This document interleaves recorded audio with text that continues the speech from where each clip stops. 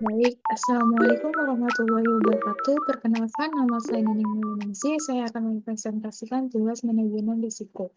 Berikut ulasannya.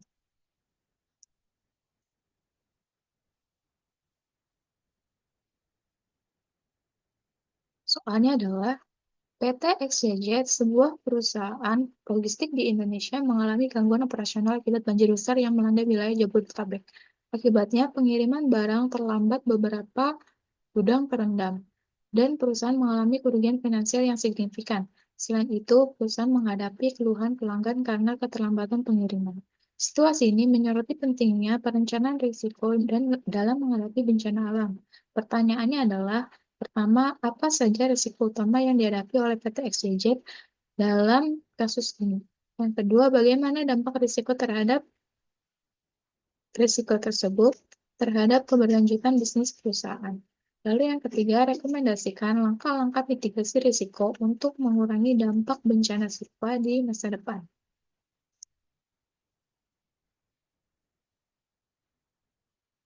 Bencana alam seperti banjir besar adalah risiko yang tidak dapat dihindari bagi perusahaan, terutama di wilayah Jabodetabek yang rentan terhadap banjir akibat perubahan iklim, urbanisasi, dan sistem drainase yang kurang memadai.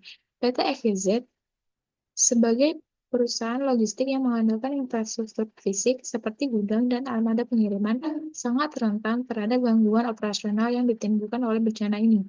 Dalam situasi seperti ini, perencanaan risiko yang efektif menjadi elemen penting untuk memastikan keberlanjutan bisnis.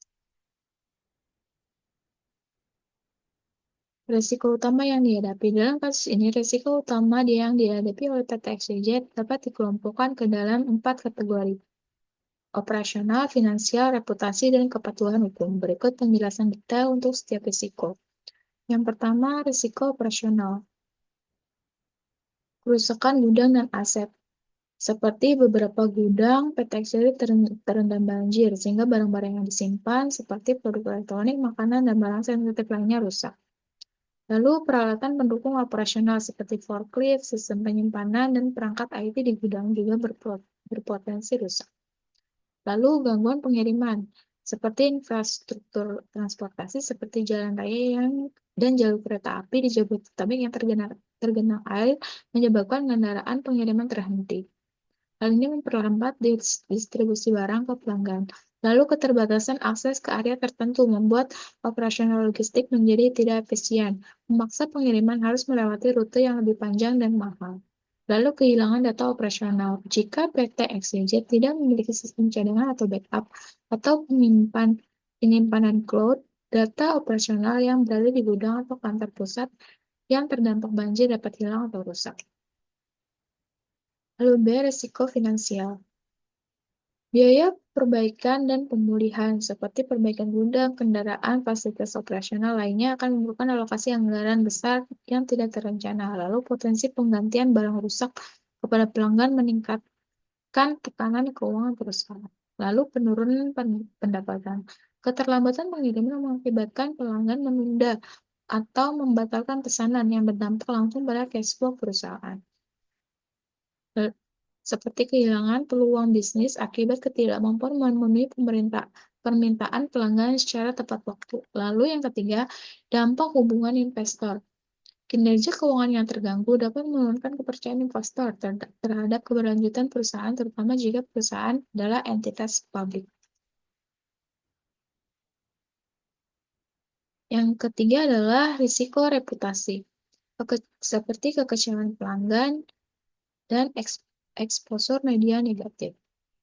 Lalu yang keempat, risiko keselamatan dan kepatuhan, seperti keselamatan karyawan dan kepatuhan hukum. Yang kelima, risiko lingkungan dan sosial, seperti limbah dari barang rusak. Barang-barang yang rusak, terutama bahan kimia atau barang elektronik, dapat menciptakan limbah berbahaya yang membutuhkan penanganan khusus. Lalu ketergantungan pada wilayah rawan. Operasi yang terkonsentrasi di wilayah rawan banjir seperti wilayah Jakarta Utara meningkatkan paparan risiko bencana. Contoh data pendukungnya adalah yang pertama, banjir Jakarta 2020. Menurut PB, lebih dari 297.000 rumah terdampak banjir dengan total kerugian ekonomi mencapai 5,2 triliun. Kerusakan logistik menjadi salah satu kontributor utama kerugian ini. Lalu yang kedua, analisis resiko bisnis McKinsey. Studi menunjukkan bahwa 45% perusahaan yang menghadapi bencana alam tanpa mitigasi mengalami penurunan pendapatan sebesar 20-30% dalam tahun berikutnya. Dampak terhadap keberlanjutan bisnis PT XYZ. Yang pertama adalah penurunan pendapatan jangka pendek dan jangka panjang. Pada jangka pendek, penundaan pengiriman barang akibat banjir mengakibatkan kerugian finansial langsung karena beberapa pelanggan meminta pengembalian dana atau kompensasi. Selain itu, barang rusak di gudang yang terendam banjir menghilangkan potensi pendapatan dari produk yang tidak dapat dijual. Lalu yang jangka panjangnya adalah jika situasi ini tidak segera diatasi, PT XYZ berisiko kehilangan pelanggan besar yang beralih ke kompetitor yang dianggap lebih andal. Penurunan volume transaksi secara berkelanjutan dapat mempengaruhi arus kas perusahaan. Lalu yang kedua, peningkatan biaya operasional. Seperti kerusakan aset fisik, biaya lembur dan karyawan tambahan, lalu biaya penyelesaian keluhan pelanggan. Yang ketiga, gangguan rantai pasok atau supply chain disruption. Seperti keterlambatan distribusi. Banjir mengakibatkan gangguan pada alur distribusi barang dari produsen ke konsumen. Ini dapat berdampak pada mitra bisnis PT XYZ, seperti produsen yang tidak dapat memasarkan produk tepat waktu. Lalu efek domino. Jika PT XYZ adalah bagian dari rantai pasok penting, gangguan ini bisa mempengaruhi banyak pihak, termasuk mitra bisnis di sektor manufaktur, retail, atau e-commerce. Akibatnya, reputasi PT XYZ di mata mitra bisnis dapat menurun. 4. Reputasi yang tercoreng. Ya, seperti kehilangan kepercayaan pada pelanggan, lalu dampak pada brand image. Yang kelima adalah kerugian kompetitif, seperti peluang pasar yang hilang. Sementara PT XYZ sibuk mengatasi dampak banjir, kompetitor yang lebih siap mungkin mengambil alih peluang pasar. Lalu penurunan loyalitas pelanggan. Pelanggan yang tidak puas dapat dengan mudah beralih ke perusahaan logistik lain yang menawarkan layanan lebih andal atau dukungan yang lebih baik selama bencana. Lalu yang keenam, risiko keuangan dan investasi.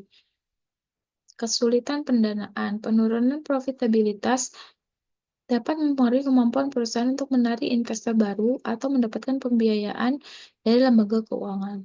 Lalu penurunan valuasi perusahaan. Jika masalah ini tidak segera diatasi, nilai perusahaan di mata investor atau pemegang saham dapat menurun, sehingga menghambat rencana ekspansi atau investasi masa depan.